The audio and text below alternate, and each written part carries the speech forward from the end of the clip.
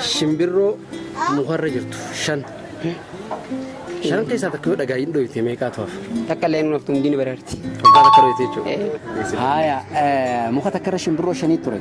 Shanan keessaa takka yoo dhagaan dhoyite meeqaa tu'aaf? Sana furii hafa. Akkamitti? Shimbirroo shan keessa takka dhoyite meeqaa hafa? Takka hafa. Bar takka dhoyite shanan dura. Ichi gaa furii hafa gaa takka hin duuti takka furii si hafa. Akkamii hafan afran? Haa takka dhoyite mi? Annaa duu. Ni hafan afran? Argaa nyaani hafane. Ni hafan? Ni hafane. Awwa sirrii miti. Akkam? Tiyaati sirrii miti. Ara tiyaati waan deebis takkaan. Dhugaa? Dhugaa. Fijittee jirta.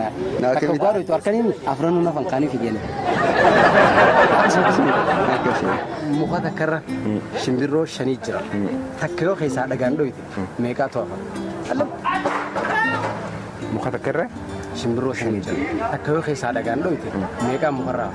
afurii hafa. Akkamitti? Shimbirroon durmaanuu shan turte takka keessaan dhagaan dhoyite afurii keessaa hafa. Hin hafan? Afurii hafa. Hin hafan wallaahi.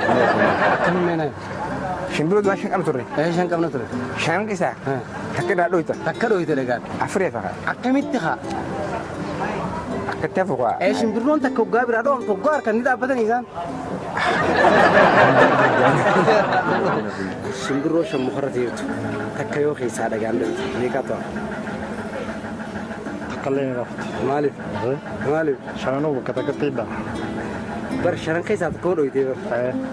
Kanaafuu mukarra abbaa shanii tureemi shanan jirturraa yoo takka keessaa takkuma qofa yoo keessaa dhoyite meeqaa tu'aaf? Afurii hafa. Afurii hafa. Akkamitti? Akkatti haftu takka leen rafti yennaan diddeemi. Afur dhoyinaan taanni baratti takka leen rafti.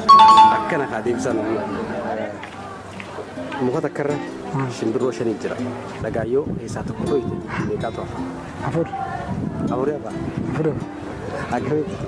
Akkamitti? Shanii irra jiraami. Takka yoo niin takka dhoye. Afurii hafa. Hin hafa afran na fayyadatan tundoomtee osoo jirtu hidhaabdu kun. Muka takkarra shimbirroo shanii jira. Shan keessaa takka yoo dhagaan dhoyite meeqaa tu'aaf? Afuri haa. Afuruun ni hafanii?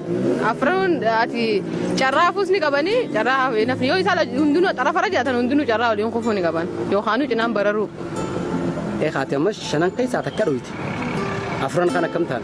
Ni hafan haa. Ni hafanii? Achumarra?